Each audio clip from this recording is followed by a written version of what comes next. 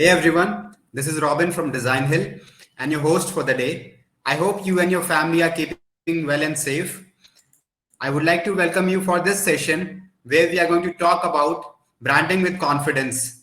Make your design more valuable. Today's event is brought to you by Designhill, world's leading creative marketplace that caters to the creative needs of businesses and individuals alike, who can source high quality designs from professional designers and buy unique products created by independent artists. So moving ahead, let me introduce our speaker for today. We have with us Frank. Frank Mackrill is a well-known brand identity designer from Sydney, Australia. His brand consultancy, Good Day Frank, works with clients around the world to develop their brand identity and brand experiences. He has worked with many renowned brands in the health and wellness, tech, home living sectors. Frank has worked with big names like McDonald's, BBC, Facebook, Star Wars, Tinder, and more. He's a Star Wars fanboy, podcaster, and designer with more than 15 years of experience. Hi, Frank. Would you like to say a quick hi to our audience?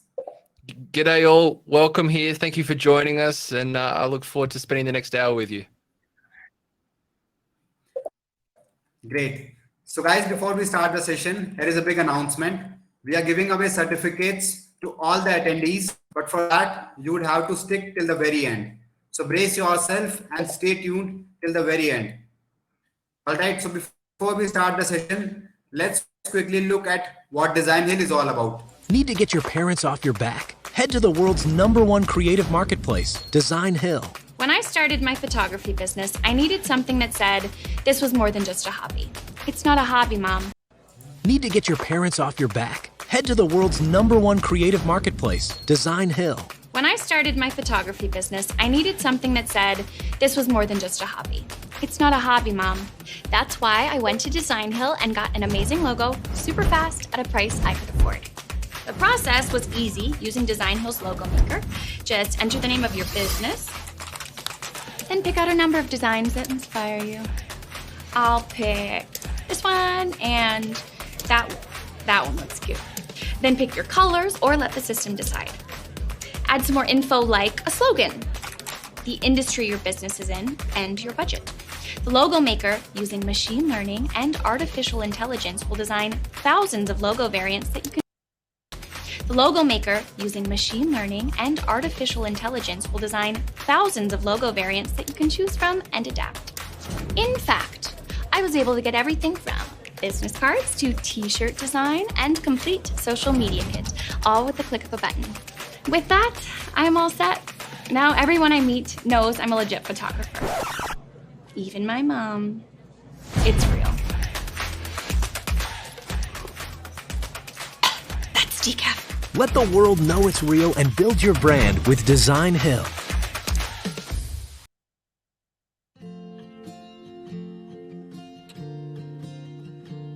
I've always been creative and always been an artist as a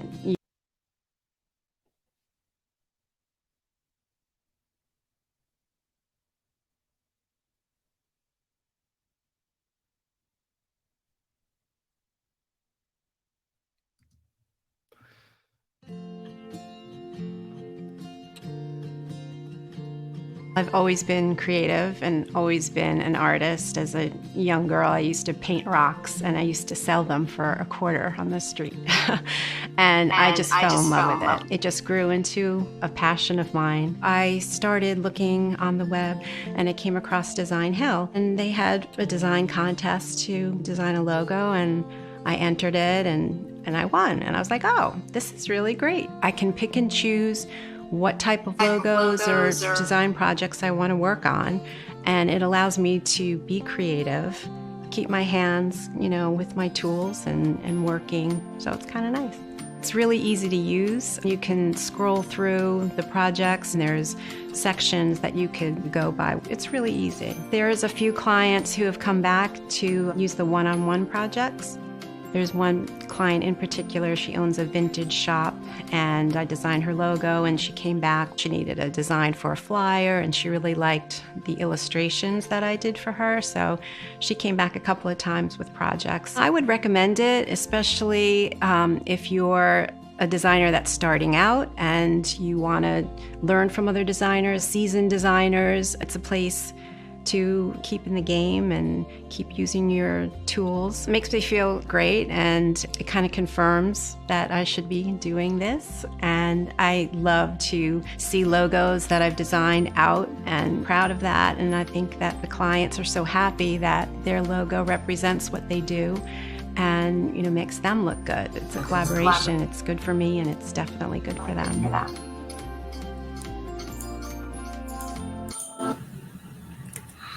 All right, guys, that was all about Designhill. And now we're all set to start the session.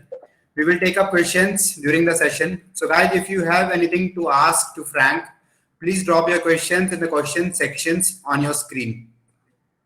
Frank, over to you. You can start presenting your screen.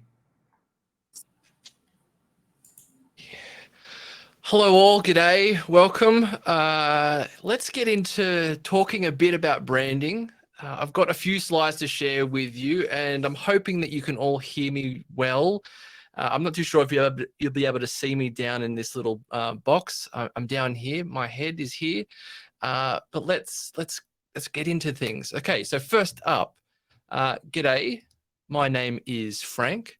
I go by Frank. My actual name is Reagan Mackrill. You might have connected with me possibly on LinkedIn, and that's where you're going to find me right there on LinkedIn. But I'm also on Instagram at G'day Frank. So you can find me in those two places on social media. You can jot that down now. You can do a quick little search on your phone. But I go by Frank because it is my middle name. It's far easier, just like a logo should be, for people to remember and to spell and pronounce rather than Reagan, which I've found quite hard in my lifetime. So I go by Frank, and it's also my grandfather's names, both my grandfathers, in fact. They're no longer with me, unfortunately, but always inspired by them and their legacy to live a frank and happy life like they did, as beautiful men they were. So I want to know, firstly, that's a little bit about me, but what type of designer are you? I'm guessing a lot of you are creatives here, and you might do all kinds of different design or creative endeavors, pursuits, or you might be getting into the creative field as a total newbie. To give you an understanding of who I am as a designer, I call myself a brand identity designer. And sure, I do logos. I do a bit of messaging and copywriting. I also do a bit of strategy, a bit of web design. I even fly a drone every now and then, or take a photo or do video production. So I'm a little bit of an all-rounder, and you're kind of going to get that vibe as we go throughout this presentation of what I'd like to talk about, which is brand identity design. But we'll come back to that, because I still want to know, what type of designer are you? And you can put that in the chat here. What do you identify as a designer? What do you call yourself? What title do you give? You can give yourself any title in the world. But what are you? Are you a logo designer? Are you a graphic designer? Or are you maybe a branding designer? Possibly, maybe, just maybe, you're a design superstar that is just yet to be unleashed. And I'm sure there's a lot of you here in this room, amazing creatives that you are, that are superstars in your own realm in this world, ready to help your clients and other creatives just like yourselves to shine. So the big question I want to ask you, though, is, are you a confident designer? It's a bit of a hard one to answer, but let's have a look at this. If we don't have confidence, and we're lacking confidence as creatives, as designers, we're a bit unsure of what our value is to those we serve. We're unsure of our price, possibly. We might be creating several options to let the client decide what they think is best, and just giving them a total laundry list of things and going, what do you think? What do you think? Or a lot of those designs are being rejected, and you're having to start from scratch all over again because you didn't hit the brief. You're lacking that confidence. It just brings you down a peg, and you're like, oh no, what do I do next? or you're changing up your process constantly every time to try and get the work better to a better standard, and you're just not too sure what's right, what's wrong, and there's a few things that are lacking. It might not be all of those things. It might be a couple, it might be one. But these are the things that might just bring that confidence level down for us. Now, having confidence, though, on the flip side, we just reverse this, is that we know our value. We're sure of our price. We create limited or maybe just one option for a client to approve. And then our designs fit the brief to a T to be approved more often than not. It's not to say we can't get feedback and we can't iterate little things, or maybe even go back to the drawing board, but we know that we have the confidence to get to the end result because we stick with a solid process that can achieve a consistent result. And having that confidence in general allows us to be creative. You know, if we don't have that confidence, we're focusing on other things that are getting in the way of us being creative. So what kind of designer could you be if you have this confidence? So if you're interested in branding, to offer it to your clients, or maybe you are already, please stick around. If not, you're more than welcome to stay or go at this point. This is your exit if you want to exit quickly. But there are 90 of us here, and I'm hoping that you're interested in some form of branding, or maybe getting a bit of an insight into how you could maybe do this to help clients if you're currently a logo designer or you're currently a graphic designer and you want to get into branding. Now, good, you're still, I should go back. Good, you're still here. And I think we might just take a quick break, I think, with the guys at Designhill. They just want to give you another quick message before we crack on here.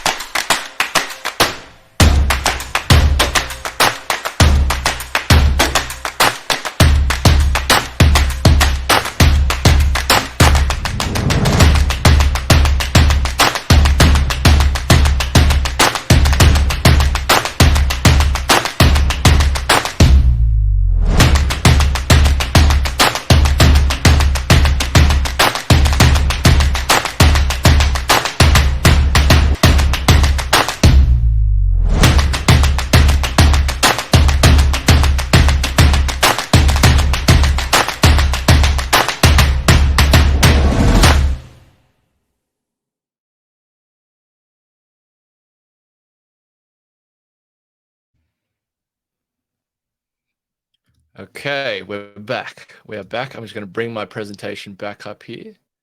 Just after that ad, it doesn't want to come back up. So, here we go. We're still here. Fantastic. I'm hoping we're all still here. There's still 90 of us. Fantastic. All right, let's keep going. Let's talk about brand strategy. You might have heard this term if you're into branding already, and brand identity design, which maybe you might not have heard of so much. So on two sides of a coin, but not really. They're two different practices: brand strategy and brand identity. What's the difference here? In terms of a brand strategy, interestingly, it's pretty much the same as a marketing strategy. Some might disagree with me on that one, but from those I've learnt brand strategy from, they're one and the same. They're there to make the brand win. And the difference between the two is that a brand strategy here is a process that is quite linear and very simple in its essence, hard to do. Obviously, it does take quite a bit of effort. But if you took brand strategy at these 8 points, I think it is, is to reviewing your progress where the brand is to start with, and then where it's going, I guess, or where it's failing, what it's going good at. That can then lead into research of what we want to do next, what's going on in the market, what are consumers looking for, wanting different or wanting more of. And then we look at which consumers they are in terms of segmentation. So all the different buckets that we could help meet their needs or fulfill their wants. And then we target the most viable ones. It might be one, it might be two, it might be three markets, whoever it is. And then we position the brand to be known as something for those people in the right place at the right time for the right price. And then we set up some objectives. This is where the strategy comes in, where we go, okay, well, what do we want to achieve here? How are we going to do this? And then we define some tactics, the individual things we're going to do. We're going to market this business. We're going to put some social media content out there. We're going to do all these tangible things. And one of them can be a brand identity.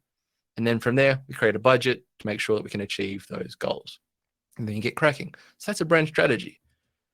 Whereas a brand identity design this is the way that I see a brand identity, is that we do discovery, we do a workshop with our clients to get the understanding of what their brand is all about, what their business offering is, who their customers are, who their competitors are, a little bit of what you do in brand strategy. And then we do some research, obviously. We see what the competitors are, so we don't tread on anyone's toes. We don't copy some logos. We don't copy colors, try and be distinct enough from the competition to stand out in the market. And then we look at a brand direction. Where's this brand going? What does this brand want to achieve? What's its purpose? What's its values internally? What is the brand going to be for its team as well as its consumers? And then we look at a message. How are we going to verbally and in written form communicate with our ideal consumers? And then obviously we've got the visual identity, the stuff that most designers excel at. We've got the logo, we've got the colors, we've got the typography, the fonts, the graphics, the icons, all these things.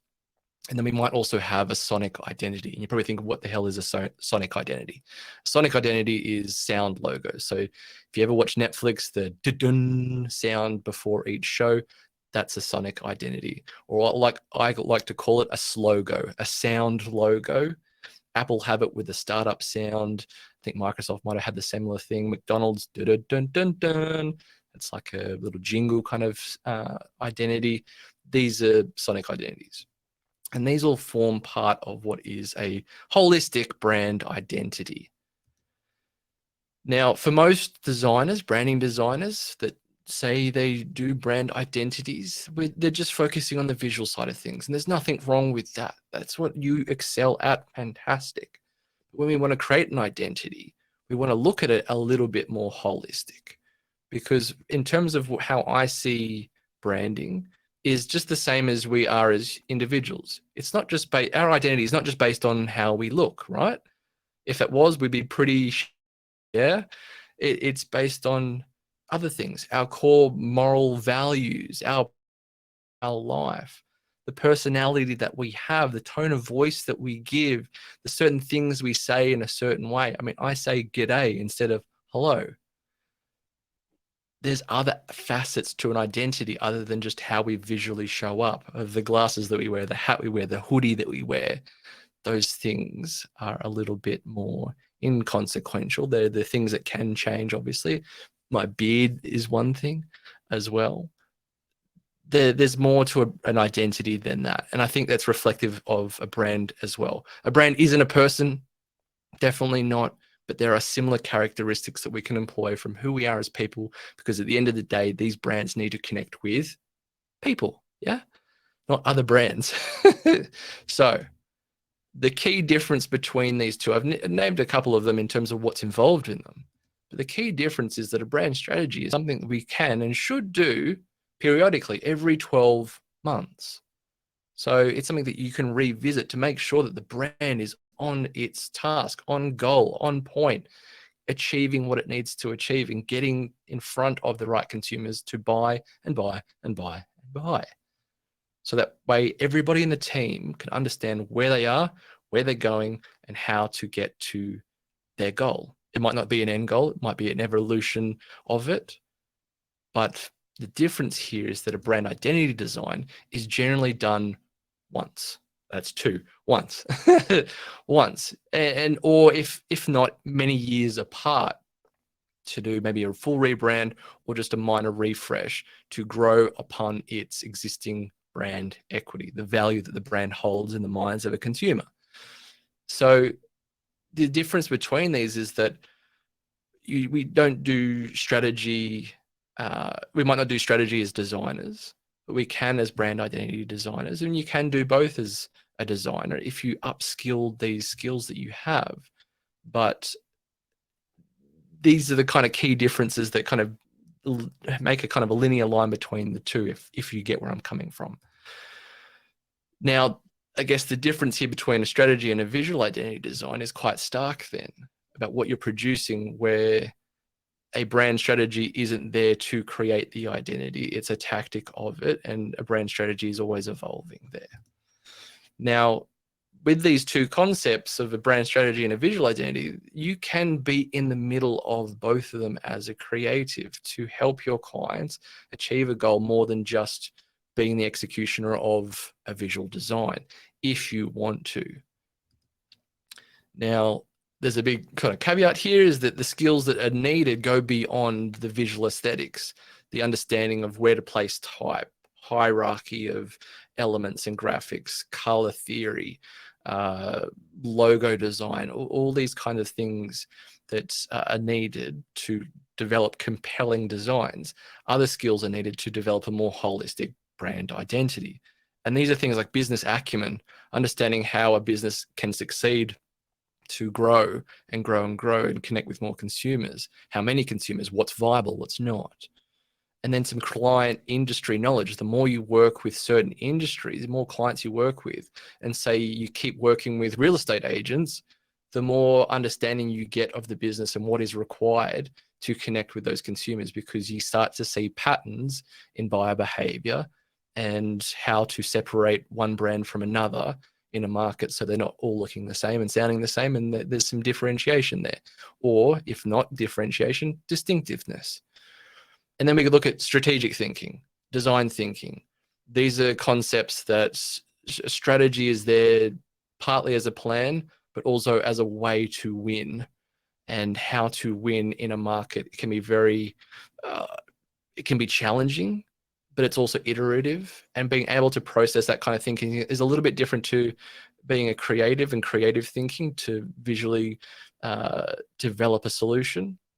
And then design thinking as well as a concept of taking a message or a purpose or some values, a tagline, a slogan, and then turning that into something that is visually tangible, or into an asset that somebody can hold and touch or interact with digitally.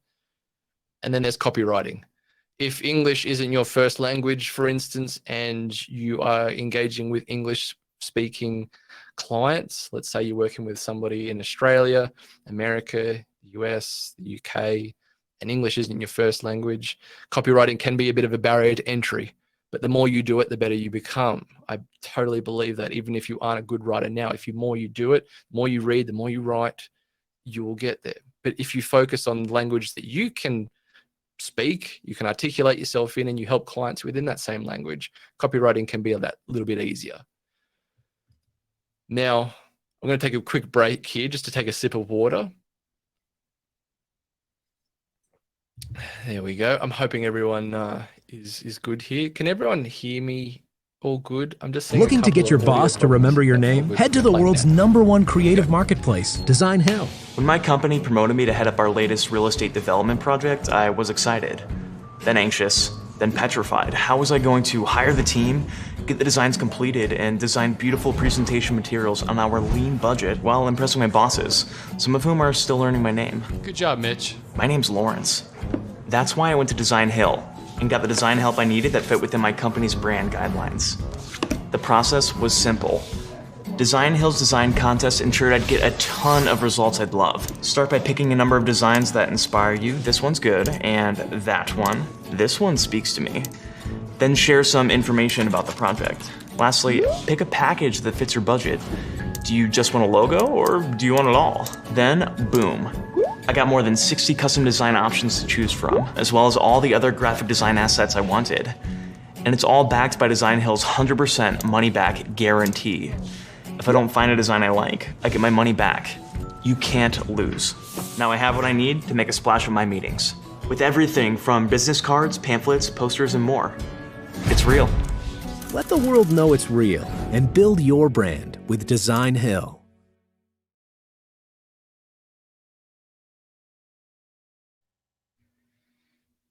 Okay, I think we're back. Let's get my presentation back up here, guys.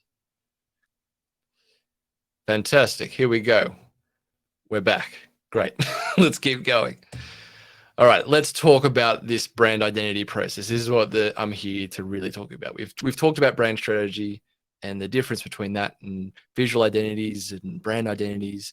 Let's focus on what this whole thing is. The show that I like to call brand identity design. Now, my brand identity process might be quite significantly different to others.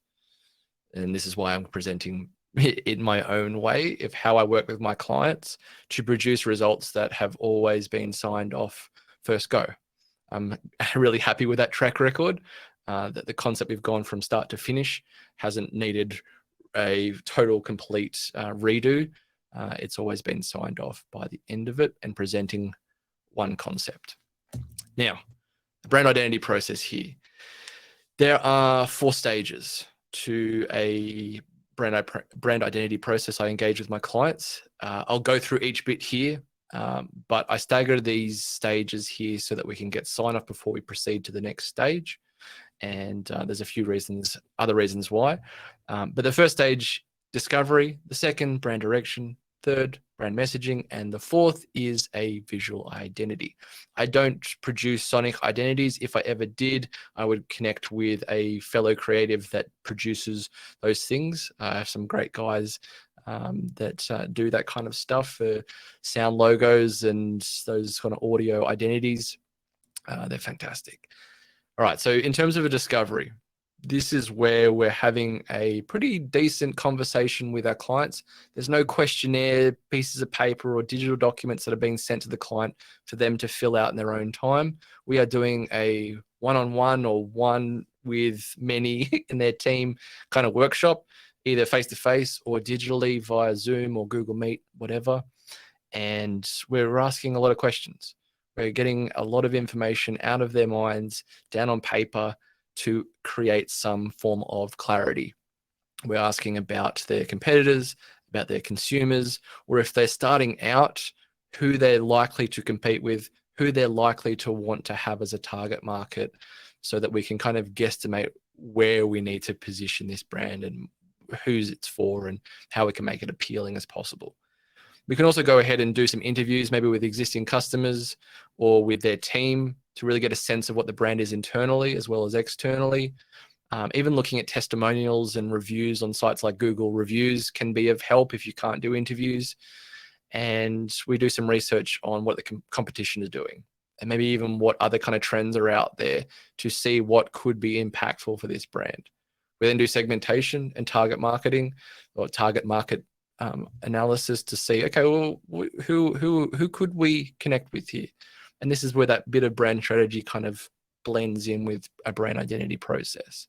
And then we create some brand goals. Well, what do we want to achieve in the next 5 years, maybe 10 years if you're really ambitious, even the next 12 months, of what we need to do next with the brand, so that we can create some next steps, some tangible next steps, so that you can know how you can roll out this brand identity, not just creating the identity, but then rolling it out onto all the different touch points, websites, signage, packaging, all these kind of things.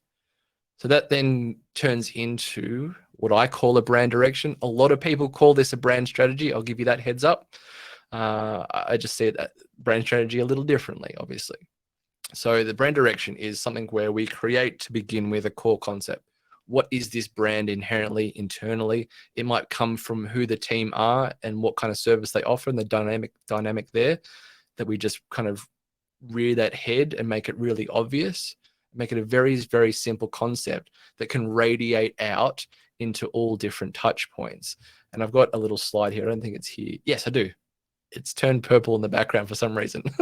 But this is the kind of thing that I do, is that when you create this core concept, it then influences every layer that goes out. So the second layer there outside that core concept is this direction of a purpose, a mission, a vision maybe, and some values. Then you get the messaging layer, one layer out, taglines, tone of voice, vision, all that kind of stuff. Sorry, not vision, call to actions, brand story, and then your visual identity, and then the tangible bits of how you connect with your consumers. And it's all pointing, as you can see, these arrows all pointing to a consumer, because that's the end goal there, is to connect with your consumer. All these things are there from an internal standpoint, need to influence every other part to then connect out to your consumers. Now, this is where my slides were actually supposed to be nice and pretty, step by step. So the brand direction there is creating that core concept, then understanding how we can position this brand in the minds of a consumer, what we want this brand to be known for. It doesn't need to reinvent the wheel. It's just saying, okay, this brand is going to be known for this. And when someone thinks of that thing they need, they think of this brand first. So to give you a very a rudimentary kind of example, you might not have this brand in your country, but let's say in the US and Australia and maybe even the UK, there's a brand of facial tissues. If you have tissues in your country, I'm not too sure. And the first brand that generally comes to mind in those Western countries is a brand called Kleenex. Or for ketchup, tomato sauce, is a brand called Heinz. These kinds of things are positioning that little brain cell in someone's mind to think of your client's brand first, or maybe even your brand first if you're creating your own business to offer this to your clients. So what somebody thinks of first when they see maybe even the color. I get a lot of messages from people saying, Frank, I saw a pink car yesterday. It made me think of you. I'm not joking. I got that message the other day. So apart from positioning, we then can look at a purpose. So what does the brand want to get up out of bed for every day? And then some values. What do we stand for? And I wouldn't go any more than 3 brand values because everyone will forget them. I used to work in TV production when we used to make really big TV shows. Anyway, we had 4 values and they were written on the coffee cups that we had. They made printed coffee cups, whatever. I can only ever remember 3 of those values. The 4th one always eluded me and it still does. I have no idea what it was. But any more than 3 seems to just be a bit too much. So if we can distill it down to 3 values, there's a good tip for you. And then mission and vision if you want to do it. But I found with those 2 kinds of additions there that for your client's team to work with on the day-to-day, they're a little bit more lofty and a little bit too long-term for many team members that aren't going to be there for that period to see the fruition of that vision and that mission. So if we keep it to a purpose for everyone to know what the brand is there to achieve, what common goal we're all working towards in terms of helping our consumers by offering X, a purpose is much more purposeful. And then we've got personality. What kind of personality is this brand going to have? You can turn to things like brand archetypes. You might have heard that concept before. You can give it a Google search. You can find a great article on it that a good friend of mine has written, and you can lean into that. Or you can look and really articulate the personality that your client's team personify. Maybe the founder has a unique kind of personality that you want to lean into. Or you can look at the personality that their consumers are seeing. So maybe in the reviews, there's certain personality traits that are popping out in some words that their clients or customers are using in those reviews. So that's a brand direction. That's as a result of all that information we've found in that discovery to really distill those things down and create some clarity to work from. So we go from there to brand messaging. This is where your copywriting skills kind of need to come to the forefront. You can always get better at this. When I started, I was shocking, but I've always liked advertising. And you see those clever, witty slogans and you're like, oh, clap, clap, bravo, that's fantastic. This is where I get excited to write these kind of witty things, if it's a witty personality for the brand, or to really gain that clarity for my clients to be able to use this language effectively in a voice that is, for everybody in the team, consistent. because some people have different personalities in the team. That's always going to happen. But if they can all show up with the same voice, the same key things to say, they're going to feel confident in their brand and feel on brand because of it. So we can give them things like a tagline, something to put below the logo that kind of sums up the essence of what the brand is, and that nail that core concept. The concept might be exactly the same phrase as the tagline, or a sort of remash of it. Same with slogans, they can build on it, make something a bit more witty. They can tap into what the core offering is, things like that. That's where we get to selling proposition and value proposition. You might see these written as a USP or a UVP, a unique selling proposition or a unique value proposition. I always drop the word unique out of it because most businesses have competition, at least one, if not many. They're probably not as unique as your clients think they are. So we just want to say, what it is are we selling and what benefit are we delivering in terms of that additional value more than is what we just sell. And then we have call to actions. What do we want our consumers to do? What do you want your clients, consumers to do next? And then we can also create a brand story, something to connect with where the brand has come from, where it's going, all these things.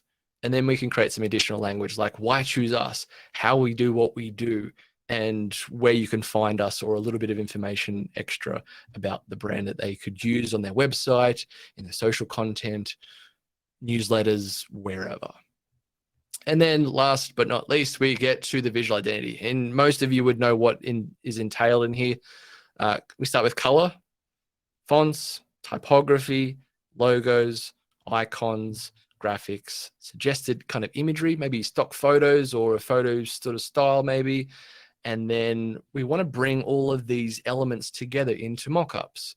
So you see all those kind of mock-up websites that you can use Photoshop for, and maybe put a label onto the side of a bottle, or make a concept of a website of how that would look with the logo and the colors and the imagery and the type, all coming together so that your client can see it in their world, so that it's not just a logo on a piece of paper. If you present a logo just on a white background, I'd hazard a guess 50% of the time they're going to reject it because they can't see it. They can't bridge that gap into their world of seeing it in context.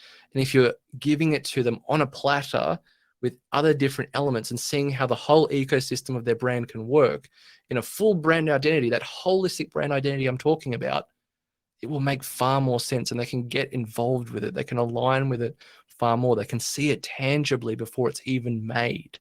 It's like building a house.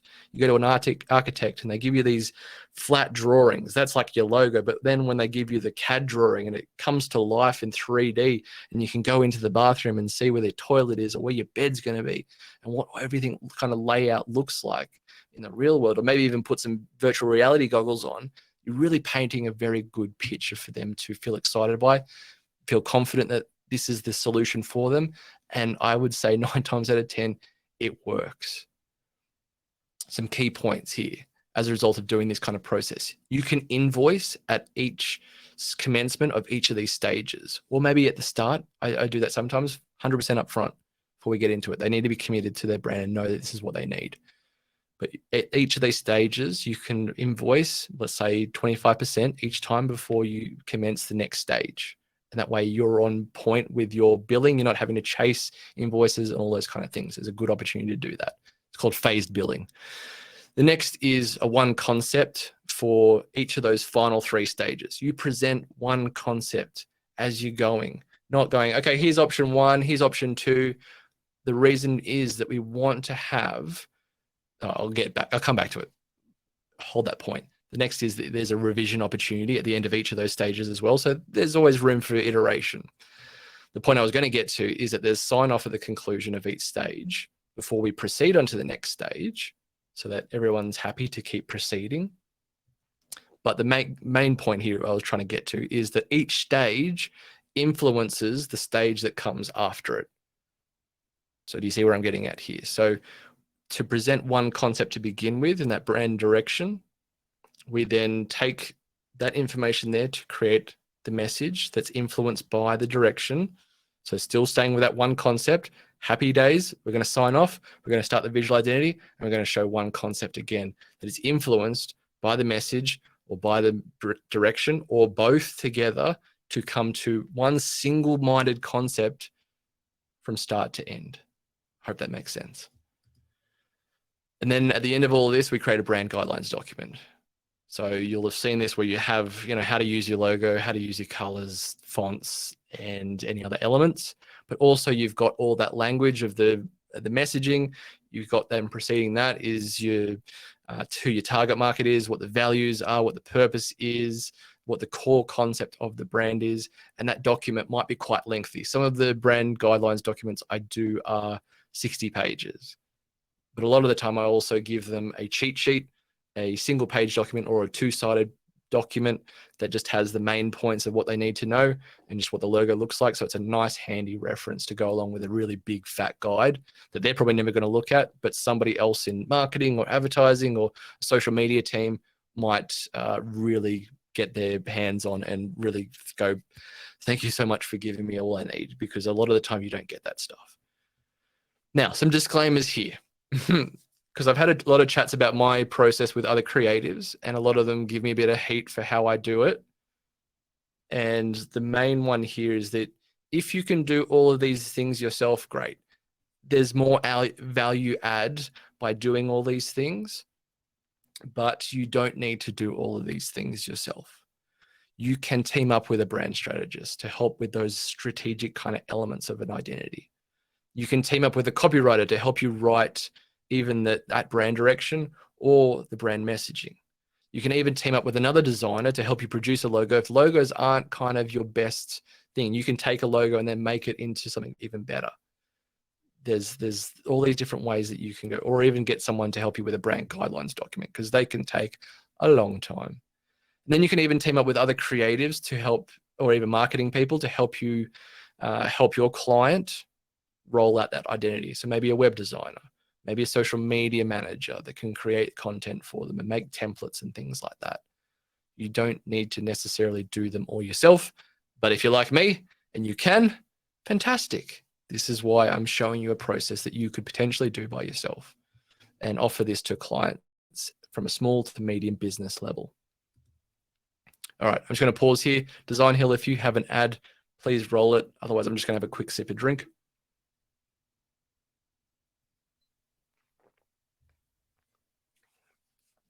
All right, I'll pause here for a sec. Hope everyone's doing good here. Give it one more second. Are we going? I don't think so. Okay, we're going to keep pressing on here. Okay, we're back. Just in case there was going to be another video there. Now, I want to show you. Frank, let's continue with the presentation because we have 15 minutes to go. Yep. Too easy. Okay. The value of brand identity design. Let's fly through this. Now, an example of value in brand identity design is financial return on investment. You can 10x your return on investment for your clients, or you can 10x your clients' return on investment based on more consumers choosing their brand because of a more captivating identity. So I said real estate agent before. Let's keep with that flow. A real estate agent might attract 5 more sellers to choose their real estate agent over others because their visual identity or their branding, their message really connected with those consumers more than what they would have without it. So for that real estate agent, their average sale price on a home is $1 million, just for example. The real estate agent earns a 2% commission on their $1 million. This is where business acumen comes in here. That result is $20,000 in terms of commission. Your fee, let's say, is $10,000, which is my typical fee for brand identity design. Their return on investment is $100,000. There's 5 people that are selling their home on an average for $1 million, and they're earning $20,000 commission. Even if they had only one more seller to choose them, they've already doubled their money. They've made their money back and doubled it. So there's some key value points of where a brand identity design can be really advantageous for a client, and it should be a no-brainer. And that might only be for 1 year, let alone every other year. You can apply this to a restaurant, cafe, whatever. You need to understand the economics of the businesses that you are trying to connect with. It doesn't take much, but a little bit of thinking can get you a long way as a creative to justify your value and really be a value add. The other point is emotional return on investment, not just financial, is that hiring a team for a client of yours can be a stressful thing, and to find the right team that can be productive. So that if everyone on that team is on the same page and understanding what the brand is there to do and how to connect with their consumers, far more productive. The team members that are either hired or maybe even fired can be based on the brand values. What do we stand for? We want to hire people that align with these values. And we also want to work towards this common purpose. If they can't do that, then they're not right for that team. So we have a cohesive team. We're more productive and we have team alignment to succeed.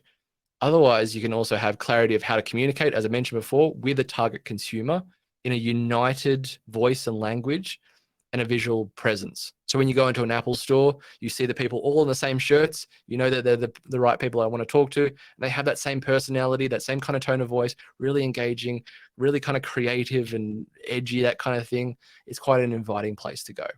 So there's confidence to captivate the attention and connect with consumers. The other part is the designer ROI. For us, what's the value for us? As a result of having a process like this, you have an effective process to help your clients develop a brand identity that creates what I like to call captivating moments of connection from clarity. That is my definition for branding. If we produce results consistently, we can do it without stress. We can be positioned as a branding expert in the room rather than just a designer for hire, because we're doing all these things other than just making logos. We can have the confidence in having a process to always fall back on and find an effective solution and be achieving this outcome that your client can align with. We can not let process get in the way of going, oh, what am I doing right here? You can get creative and fall back on that process. Have that as your backbone to really have that creative edge. Now, how much can you charge? This is the big question that all of us always ask.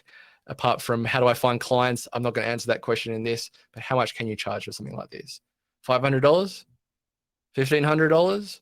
$5,000? $10,000? $100,000? The answer is all of these, either less or more. Absolutely. Two things to consider to get to your price, though, is what you need to be profitable. And the other is if that figure is going to be justifiable for the value that you're delivering to your clients. And this isn't value-based pricing. If you've heard a few different creatives out there, creative influencers out there, you probably know who they are. They've talked about value-based pricing. This isn't that. For example, in terms of what you need to be profitable, if you can do 10 jobs in a year and you need $100,000 to be profitable, to live your life, to pay your expenses, to pay for your rent at home, to entertain yourself, to feed yourself, clothe yourself, have a roof over your head, all that kind of stuff. You need $100,000 in a year and you can only do 10 jobs in your capacity to create a brand identity. That means you need to charge $10,000, which is where I'm kind of at. Yeah. Whereas the financial return on investment is to say that $10,000 that you need to charge, is that going to be of value to your customers? So I said you can double their money if with one consumer, choosing them over another. That should be a no-brainer realistically. For some, it's not. Some people can be really tight and not want to invest. That's fine. They're not your clients. But if an example like that real estate one I gave you before works for them and you can really spell it out for them really easily, make it an economic decision rather than just a subjective decision, this is how business works. And the work happens if the client believes that the value can be achieved. You know, if they don't think it's going to be achievable, then that's the end of the game. You can help them get to that point of realization that you know it can because you've done it before, and you can present that with case studies and things like that. But if they can't see the value and they can't believe that that's going to happen, then they're just not your client, and that's okay. Not everyone sees the world in the way that you might. And it's both in the short term and the long term in terms of value.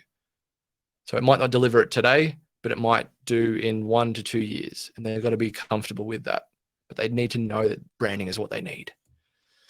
So the burning question is this possible? Is it possible to learn this power? I said I was a Star Wars fanboy at the start here. That's how I was introduced.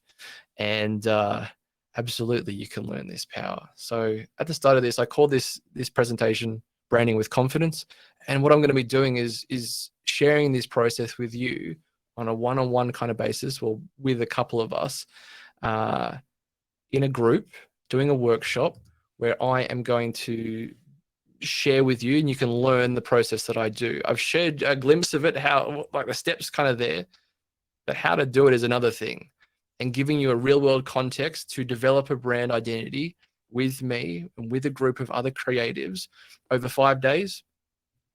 And we do this all in cahoots to see what outcome we all come to, and we can get a little bit of an education through it of what outcome you can come up with, and then you can apply it into your own process. You might not do the whole process yourself. You might take bits and pieces, or just get an understanding of where a brief can come from if you only want to produce logo design, because you can just do logo design. But if you understand the other steps that precede it to create a great brief, then it might influence the way that you then design your creative outcomes.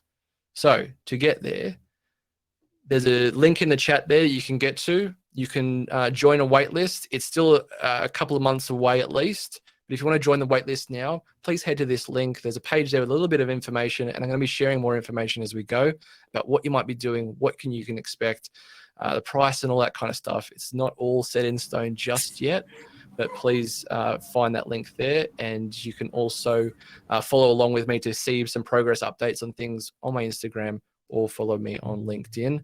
But otherwise, I hope that was of some value to you all here. We've got some time for questions here, but other than that, I want to say thank you for your time here. I really appreciate it. All right, Frank, let's come to the questions tab. We Sure. have quite a few questions here. And so we can take the most upvoted question, because we are short by time now. We have 7 to 8 minutes left now. So it's by Ferdinand Reyes. So this question is upvoted by 9 people. And the question is, how do you handle clients that don't have any idea on how to build the brand identity of their business? For example, a small startup business. Yep. So I'm not expecting my clients to understand how to develop a brand identity. You're the one that needs to communicate what that is for them and why they might need it. And it might require a little bit of an education for them. But if you can spell out the process involved and then the benefits for it, and then even the financial or that emotional impact, like I mentioned, that can maybe get them on the right page to understand, okay, well, this is what the outcome is going to be for us to help our business grow, to connect with more people, because they want more leads. They want more customers every day. I wouldn't see a business owner that said, no, I don't need any more customers. That's crazy. So for you, in terms of helping them understanding that branding is essential, I would say that if every successful brand that we know, every successful business that we know that's globally known, let's say it's Apple, if it's Microsoft, if it's McDonald's, if it's Kia, whatever the brand is, they've all invested in branding. So why are you any different, Mr. Client? And I wouldn't be that arrogant about it, but at the end of the day, if they don't have any idea, it's up to you to help guide them. And it might not be selling them on that, to say, okay, you need this and I offer this is the price, and you take it or leave it kind of thing. You might warm them up. You might create some content that you could put in front of them. You might write some blog posts about it and what benefit it might be. So you can go, okay, if you're not too sure if this is right for you, here's some content that I've made. It might be of value to you. You can see if this might fit for you. If this might be of benefit to you if you believe it. Get back in contact and we can go from there. Because small business owners at the start need to be tight. They need to be frugal. They need to be strapped. They're strapped for cash. And they need to get their customers as soon as they can. And it might not need a full brand identity like this. I think it'd be a bit overkill in some instances because they don't know what their brand is. They don't know who their customers are. And if you can allow them 12 months at least to figure some of those things out, get a little bit of information, you can do a much better job as a result of it. But it's not to say you can't from the get-go go out there and create a brand identity for people. So I hope that's a good answer. Great, Frank. Thank you for answering that. So now let's take next question. So let me check that. So it's by Dennis and it is being upvoted by 8 people.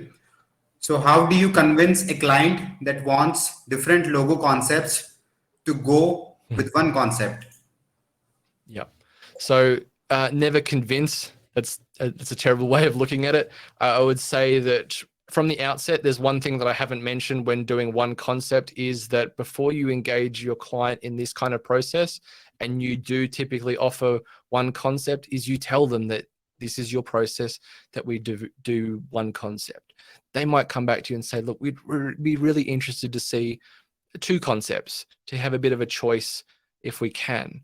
And that might give you the opportunity to say, okay, well, sure, I would love to do 2 concepts, but that adds to my scope and it might add to the price here. So would you be willing, if you do want to see 2 concepts, we can add to that ballpark figure that I've given you, whatever your fee is, that would expand to this, are you comfortable with that just to see 2 options? Whereas my process here has seen some great results from doing one concept. But if you'd like to see 2, it might expand the scope of budget that you need to invest into this. Because at the end of the day, you can only walk away with just one concept.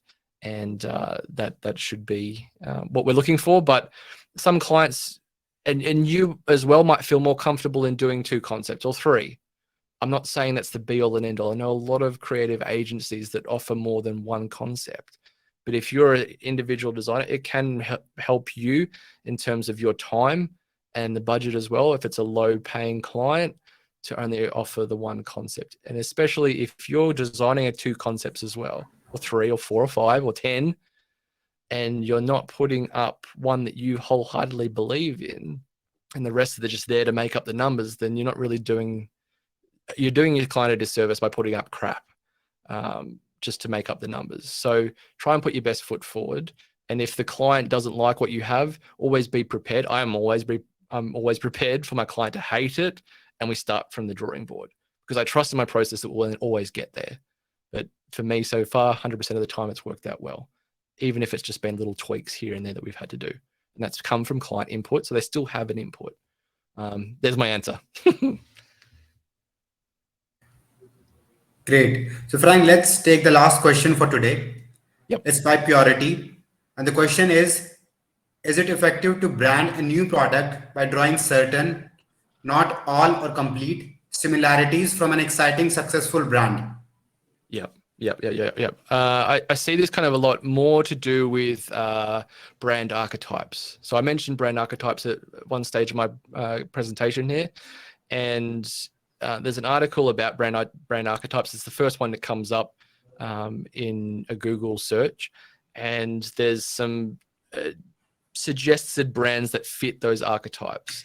So a magician archetype is like Disney, spreading the magic and everything like that. And if you bucket your client's personality in that way, and bucketing your client's brand in something that doesn't feel right for them because they want to feel like Apple, or they want to feel like a McDonald's, or whatever it is, I try to get them a little bit further away from that and try to see what makes them them, what's inherently them, what feels natural to them, because otherwise it becomes inauthentic and people can smell crap from a mile away in branding. So if you show up and you look like a duck, you sound like a duck, but you internally are a cow, then everyone's going to go, well, what's going on here?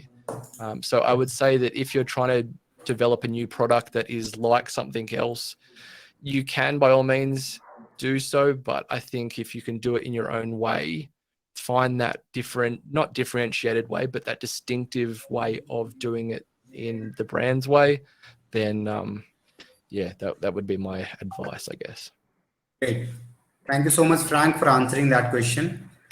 So guys, all right, this brings us to the end of this wonderful workshop with Frank. And this was indeed a value-packed session.